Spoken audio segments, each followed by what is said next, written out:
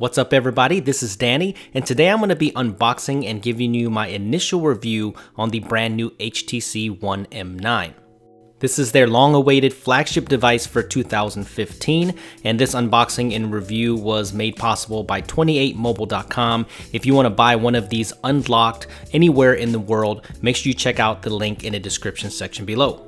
Alright, let's go ahead and crack open the box and see what comes with it. I'm going to go ahead and put this One M9 to the side. I ended up going with the gunmetal gray color. A lot of people went with that silver and gold two-tone color. I wasn't too fond of it, so decided to go for the gunmetal gray. The first thing you're going to see is the warranty stuff, the quick start guide, and the SIM card tray removal tool. And then you get a power brick here, but no turbocharging. I'm very surprised since it has the new Qualcomm chip. And you also get some premium headphones here, which is very nice of them to include. And you also get some extra earbuds. And then you get the typical micro USB to USB cord. If you're wondering, the program is limited to the United States as of this moment, and that is if you were to break your screen within the first year, then they will replace it for free, or if your phone is in good condition when you go to buy the next generation 1 series, then they will give you $100 off. So hopefully that will be moving to the rest of the world very, very soon.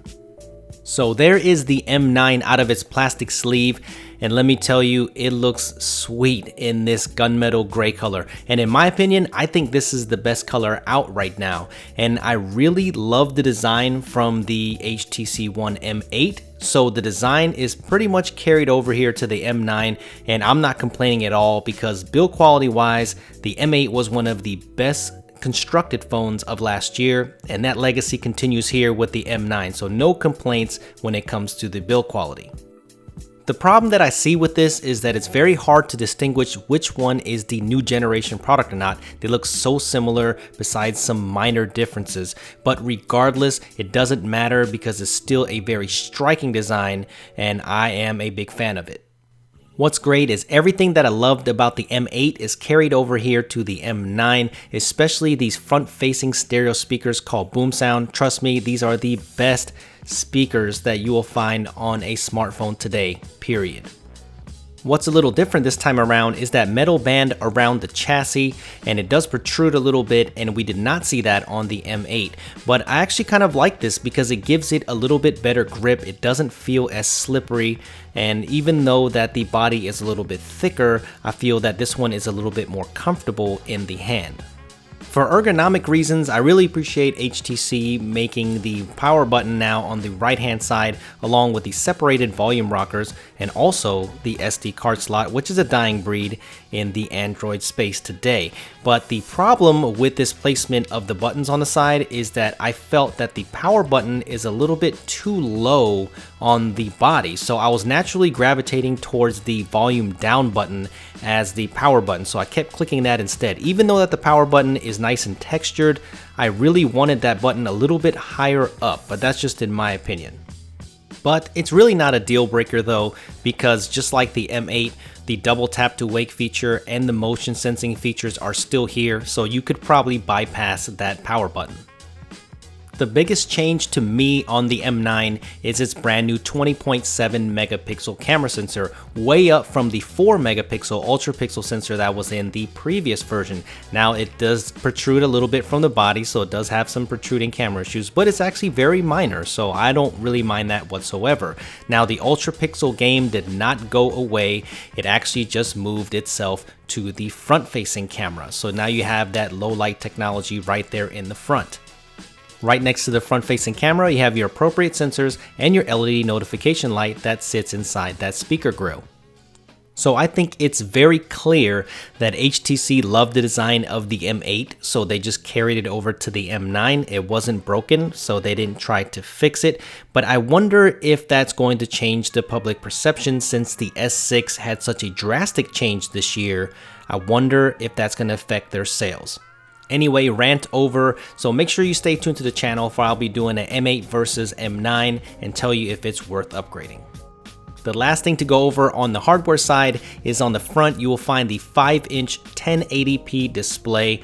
Yes, no quad HD here, but really I don't have any complaints about it. It looks sharp, the colors are nice, just like they were on the M8. Now internally, it is running the Snapdragon 810 processor with 3 GB of RAM, and really the performance is absolutely awesome, just like it was on the M8. Very snappy phone, one of the best Android experiences out there.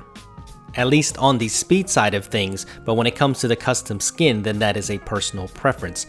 But this does run Android 5.0 Lollipop right out of the box. Now it's not the exact latest version, but it's very close. And you can see the performance is extremely snappy over Sense 7. The battery gets a slight upgrade at 2,840 milliamp hours, so hopefully with the combination of this hardware, the battery life won't be too bad. Sense 7 does bring some cool and interesting software features like this new home widget, and it depends on where you're at work or home or while you're out. It does learn the different habits that you have and kind of gives you app suggestions and different congregations of what you use the most. The biggest focus of Sense that I see is that customization is the forefront of their software this year. All you have to do is use this phone a little bit and you'll see it right in the menus. You can edit your navigation bar at the bottom. You can even put your power button down there so you don't have to reach at all.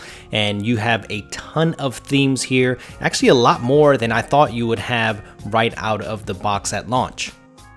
You can even go online and make your own theme if you want, if you don't want to use these preset or shared themes within the theme application. The level of customization is actually pretty deep, from changing the different themes to wallpapers, icons, the fonts, and you can even change the sounds.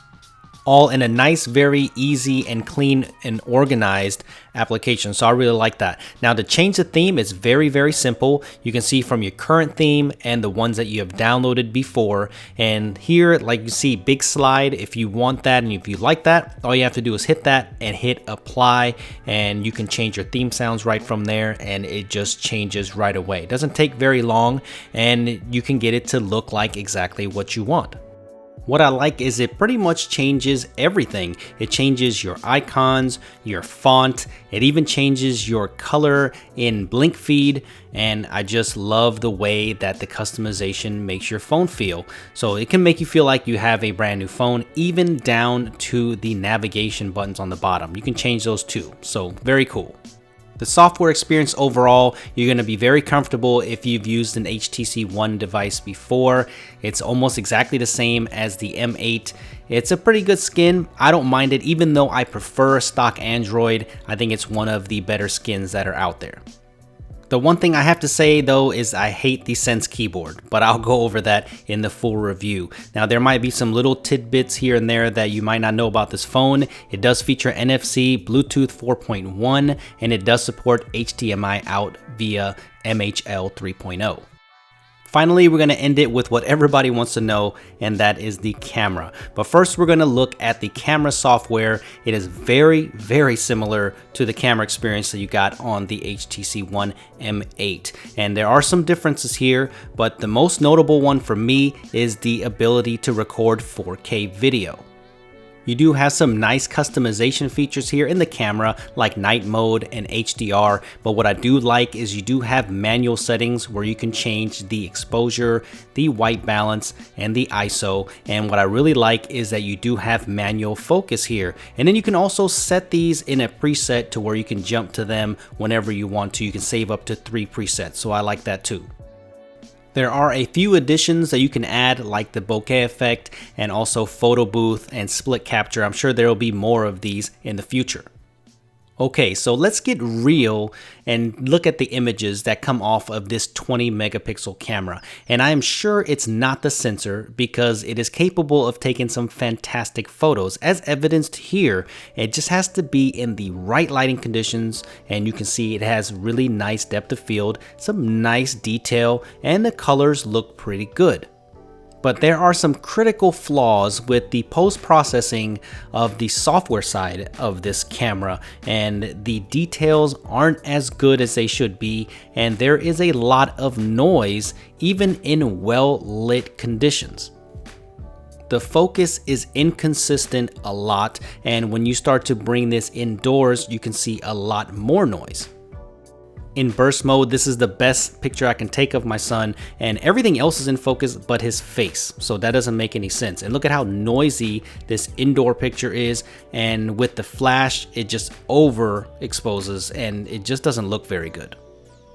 So lower light conditions, it definitely struggles. HDR does help a lot, but HDR is very aggressive. So moving on to the 4K video, I made a separate video about this, and I will leave that linked in the description section below so you can check it out. But it's probably one of the worst 4K video captures out of all the flagships that I've ever seen. There's a lot of artifacting, and with no optical image stabilization, it just, any little movement is bad. And this is even on a slider right now, and it drops frames constantly, and it's definitely not as sharp, and it overexposes like crazy. So I'm very sorry to say, right now in its current state, the HTC One M9 camera is not that great. So I'm hoping and I'm hoping and I'm hoping that HTC will put out a camera firmware update to fix this. That was their biggest flaw on the M8, and it looks like it's carried over to the M9, so that is very disappointing. I will be making a follow-up video, so hopefully there will be some software updates soon. So let me know what you want to see in that follow-up video.